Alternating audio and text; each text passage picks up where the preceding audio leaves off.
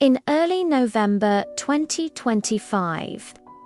The Philippines braced itself once again as a formidable force of nature. Typhoon Uwan, known internationally as Typhoon Fung-Wong, barreled towards its shores.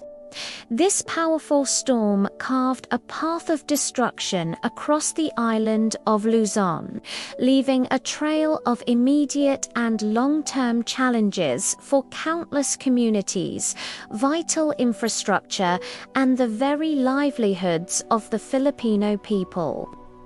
Today, we're taking a closer look at the unfolding impact of this super typhoon, the damage reports we have so far, and what this event teaches us about disaster preparedness in one of the world's most storm-prone nations. Let's start with the landfall. According to the State Weather Bureau, Pagasa Typhoon Uwan made landfall in the municipality of Dinalungan in the province of Aurora around 9:10 p.m. on a Sunday night. At that moment, it was a beast of a storm, packing maximum sustained winds of approximately 185 kilometers per hour near its center, with terrifying gusts reaching up to 230 kilometers per hour. The sheer size and strength of the system were immense. In response, Pagasa raised the highest possible alert, Tropical Cyclone Signal Number 5, for several key areas in Luzon. This included the provinces of Aurora, Nueva Vizcaya, Nueva Ecija, and Quirino. This highest warning level signals the expectation of catastrophic wind damage and is a clear indicator of the storm's severity. As Uwan approached, authorities didn't waste any time. Preemptive evacuations were ordered across the typhoon's projected path. Disaster response units were placed on red alert, and local governments were urged to activate their emergency contingency plans. The message was clear. This was a life-threatening event, and preparation was paramount, and the people responded. In a massive undertaking, nearly 917,000 people, or about 271,000 families, were preemptively evacuated from their homes in Luzon and other regions. The Office of Civil Defense later reported an even larger figure, with over 1.17 million people from more than 344,000 families moved to safer ground across Luzon, Bicol, and eastern Visayas. These staggering numbers highlight a crucial lesson learned from past tragedies. Evacuation saves lives. Getting people out of harm's way before a storm hits is the single most effective way to reduce casualties. But this life-saving measure brings its own set of immense challenges. Imagine accommodating over 1 million people in temporary shelters. This strains capacity and raises critical concerns about hygiene, the supply of clean food and water, and the availability of medical support for the elderly, children, and those with existing health conditions. As the typhoon raged, its impact was felt immediately. The National Grid Corporation of the Philippines, or NGCP, reported that 36 of its transmission lines across Luzon and the Visayas were knocked out by the storm. This plunged a massive number of households into darkness, cutting them off from power just when they needed it most for communication and safety. Speaking of communication, the loss of power also crippled networks, making it difficult for families to check on loved ones and for emergency responders to coordinate their efforts. In a small piece of good news, the Civil Aviation Authority of the Philippines reported no major damage to airports. This is a testament to resilient infrastructure and effective preparation, ensuring that hubs for relief and transport could potentially remain operational. However, the dangers on the ground were far from over. PAGASA issued severe warnings for landslides, flooding, and storm surges. They cautioned that coastal communities in low-lying or exposed areas could face storm surges over 3 meters high, that SA wall of water taller than a single-story house. For a country with extensive coastlines and mountainous terrain, these secondary effects are often just as deadly as the winds themselves. While the full economic toll is still being calculated, the damage to agriculture is already looking devastating.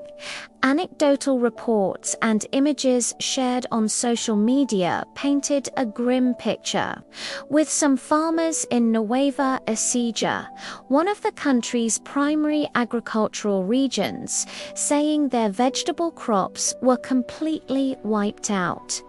This isn't just a financial loss, it's a threat to food security and the livelihood of entire communities that depend on farming. The cost of repairing damaged infrastructure, including roads, bridges, and drainage systems, particularly in remote and mountainous areas, is also expected to be enormous. Worse still, damaged roads hinder the delivery of aid, isolating the very people who need help the most. This brings us to the broader implications.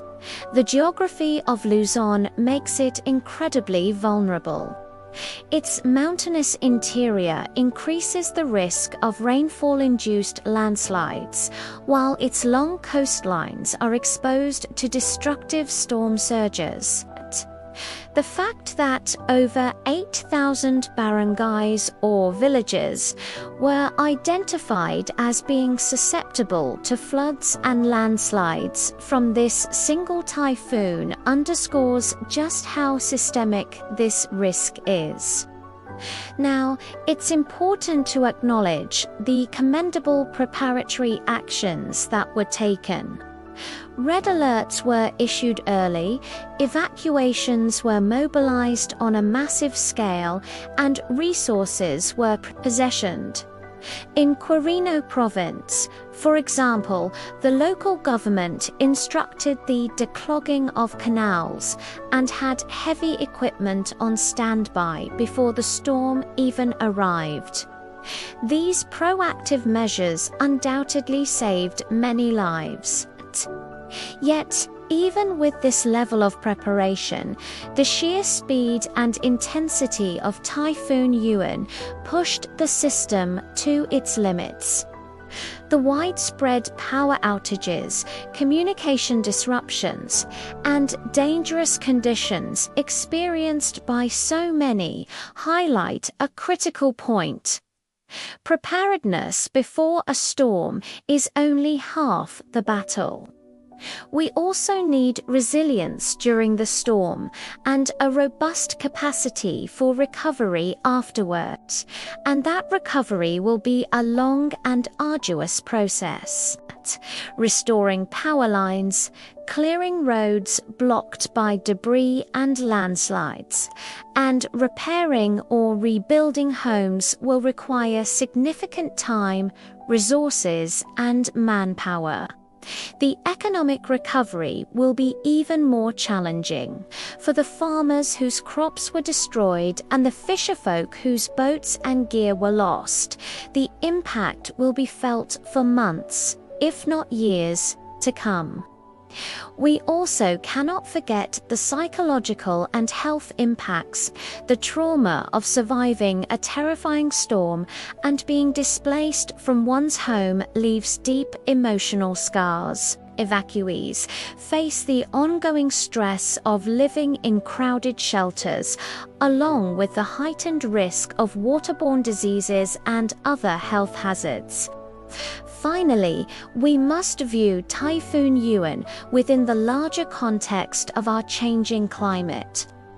The Philippines is one of the countries most exposed to tropical cyclones, and scientific consensus suggests that these storms are becoming more frequent and more intense. Uwan is not an isolated incident. It's part of a disturbing global pattern. So, what are the key takeaways from this devastating event? First, the mass evacuations were a success and likely saved countless lives, reinforcing their importance in disaster strategy.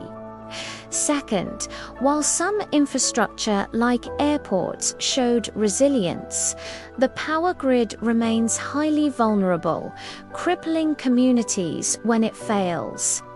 Third, the agricultural sector and remote communities will bear the brunt of the long-term economic impact and will require sustained support. And most importantly, this storm reinforces the reality that for the Philippines, typhoons are not just occasional disasters. They are a recurring feature of life that demands systemic, long-term adaptation. What happens next is crucial. The immediate priority is to continue detailed damage assessments to understand the full scope of the destruction. How many homes were lost? The cost to infrastructure, the extent of agricultural losses, and the number of families who remain displaced. Then the hard work of restoration begins, clearing debris, bringing power and communications back online, and rebuilding shelters and homes. Simultaneously, we must support the livelihoods of those affected, especially the farmers and fisherfolk who have lost everything. This could mean providing financial aid, seeds for new crops, or new equipment. We also need to provide mental health and community support for evacuees and all families affected by the trauma. And looking to the future, we must use the lessons from Uwan to strengthen our preparedness. This means investing in better early warning systems, implementing smarter land use, planning to avoid building in higher risk zones, constructing more resilient infrastructure, and providing continuous training for communities. Ultimately, as storms like Uwan become the new normal, building resilience is not just an option, it is an absolute necessity for survival and prosperity. Thank you for watching. If you found this video informative, please give it a like, subscribe to our channel, and share it to raise awareness about the ongoing challenges faced by those affected by Typhoon Uwan. Stay safe, everyone.